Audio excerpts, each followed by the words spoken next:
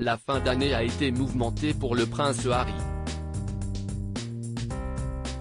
En plus d'avoir à gérer les multiples projets qu'il a avec son épouse Meghan Markle, le duc de Sussex vit toujours le deuil presque impossible de sa grand-mère Elisabeth II dont il était très proche malgré le fossé creusé ces dernières années entre les Sussex et le reste du clan Windsor.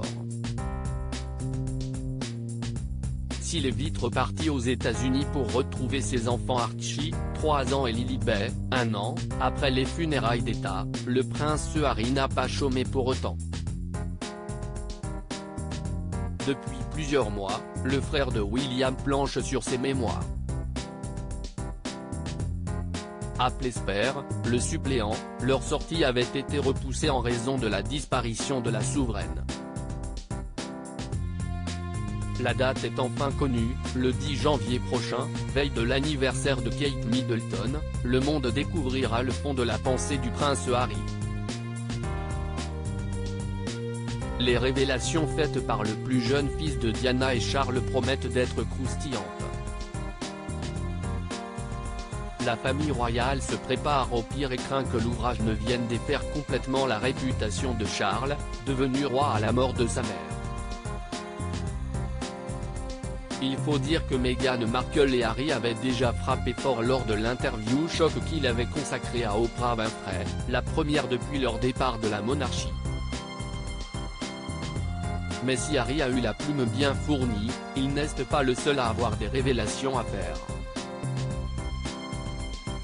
Harry, 21 ans, toy boy d'une femme de 34 ans et mère de 2 enfants. Je suis prête à parier que ces mémoires ne parleront pas de moi. Ces mots sont signés Catherine O'Mahony, une américaine de 51 ans, qui aurait côtoyé, selon ses dires, le prince en 2006. À l'époque, Harry a 21 ans quand il aurait fait la rencontre de Catherine dans un bar londonien. Elle est alors âgée de 34 ans et mère de 2 enfants, ce qui n'aurait pas empêché les deux fêtards de se rapprocher et de se trouver des points communs. Entre Catherine et Harry, l'attirance aurait vite été une évidence. « J'ai vécu l'un des meilleurs moments de ma vie avec Harry », concède-t-elle au Sun on Sunday.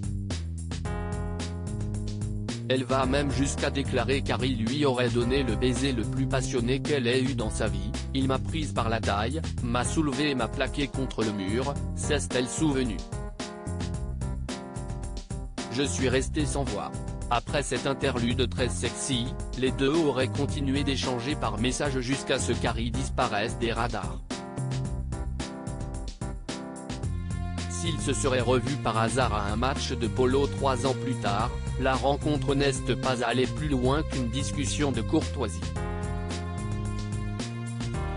Si est avec tendresse et bienveillance que Catherine repense à ces moments vécus avec le prince pour qui elle garde une grande affection.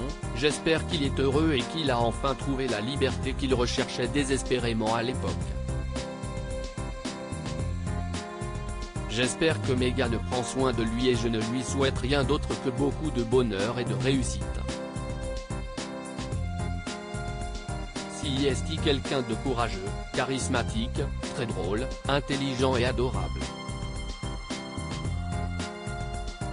Si est Meghan qui va être contente.